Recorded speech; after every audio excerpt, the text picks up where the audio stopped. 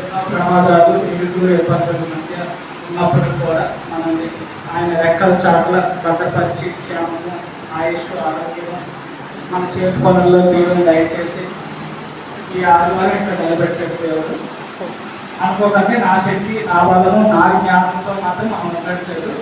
దేవుడు ఇచ్చిన బలం, దేవుడు ఇచ్చిన జ్ఞానం, దాన్ని బట్టే మనం ఇక్కడ ఉన్నాం. మనం ఎంత సంపాదించినా,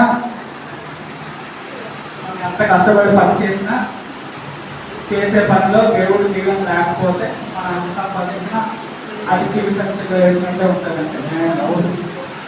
చాలా మంది కష్టపడుతూ ఉంటారు, కానీ నెలాఖరికి వచ్చేటప్పటికి నా దగ్గర 10 రూపాయలు కూడా లేవుతుంది.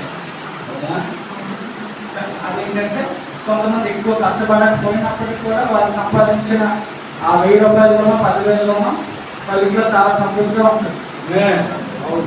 అదేంటంటే దేవుడి ఆశీర్వాదం. 2వ రాజుల గ్రంథం 5వ అధ్యాయం 1వ వచనం. 2వ రాజుల గ్రంథం 5వ అధ్యాయం 1వ వచనం.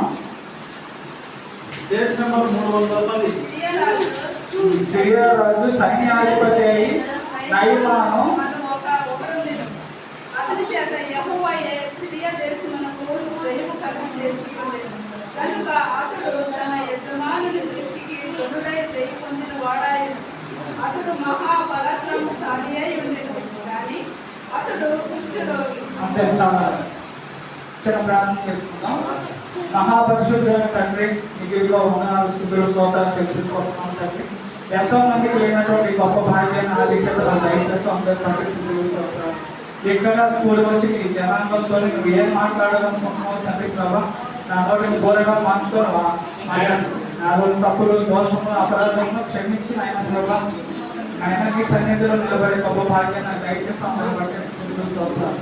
ఈ చిన్న వాక్యాన్ని ఆయన ప్రభా నీ పరిశుద్ధాత్మ దేవుడి ద్వారా తండ్రి ప్రభా నాతో మాట్లాడి తండ్రి ప్రభా మా అందరితో మాట్లాడి మా ప్రవర్తన సరి చేసుకొని గొప్ప భాగ్యాన్ని దయచేయమని యేసు నామములో అడిగి వేడుకున్నాం.